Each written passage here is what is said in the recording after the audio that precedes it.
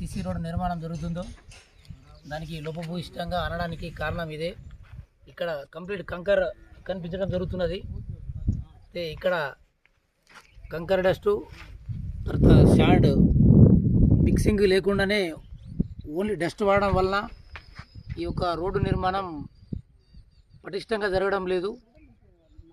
CC road కొన్ని వందల సంవత్సరాలు ఉండడానికి ప్రభుత్వం సీసీ రోడ్డును వేయించడం జరుగుతుంది. ఇక్కడ మంచి ఇసుకని వాడితే ఇసుకని అయితే కింది స్థాయిలో కూడా అసలే వాడలేరు.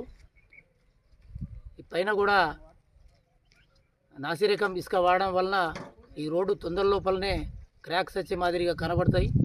ఇక్కడ అధికారులు ఎవరు లేకపోవడం, ఎంత సిమెంట్ వేస్తున్నారు, ఎంత కాంక్రీట్ వేస్తున్నారు, ఎంత ఇసుక వేయాలా వాళ్ళ అధికారులు ఉంటే పనితనం అనేది వేరే ఉంటుంది. మేము ఇక్కడికి ప్రత్యక్షంగా వచ్చి ఇక్కడ చూడడం జరుగుతున్నది.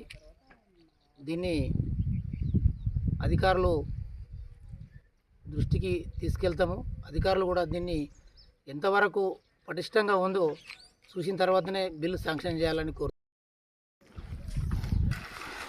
ఇది పోచమ్మ గల్లీ నుండి అమ్మవారి సన్నిధి వరకు ఈ సీసీ రోడ్డు నిర్మాణం చేపట్టడం జరిగింది. దాదాపుగా 3 కోట్ల పైచిలుకుల వ్యయంతో ఈ రోడ్డు నిర్మాణం చేపట్టడం జరిగింది. ఈ నిర్మాణం లోపభూషణంగా ఇక్కడ నాణ్యత లోపం జరుగుతుంది. ఈ నాణ్యత లోపాన్ని మేము తక్షణమే వారి కలెక్టర్ గారికి కంప్లైంట్ కూడా చేస్తామని సభాముఖంగా తెలియపరచుకుంటున్నాను. మీరు ఇక్కడ డిపార్ట్మెంట్ తరఫు నుంచి కూడా ఇక్కడ ఎవరు లేరు. ఓన్లీ గుత్తేదారు వాళ్ళే కాంట్రాక్టర్ వాళ్ళే ఇక్కడ నిర్మాణం చేపట్టడం జరుగుతుంది. వాళ్ళ ఇష్టరాజ్యం ప్రకారం వాళ్ళు నడుస్తుంది. మరి ఇక్కడ ఉన్నటువంటి ఈ అధికారులు కానీ ఏఈ కానీ డిఈ కానీ వాళ్ళ తాలూకా మనుషులు ఎవరు లేరు. చూడండి ఇక్కడ ఇక్కడ దత్తాత్రేయ మందిర్ దగ్గర మేము ఇక్కడ ఉన్నాం. వారిని అడిగి తెలుసుకుంటే ఇక్కడ ఎవరు కూడా లేరు, మేమే ఉన్నామని తెలియపరచడం జరుగుతుంది.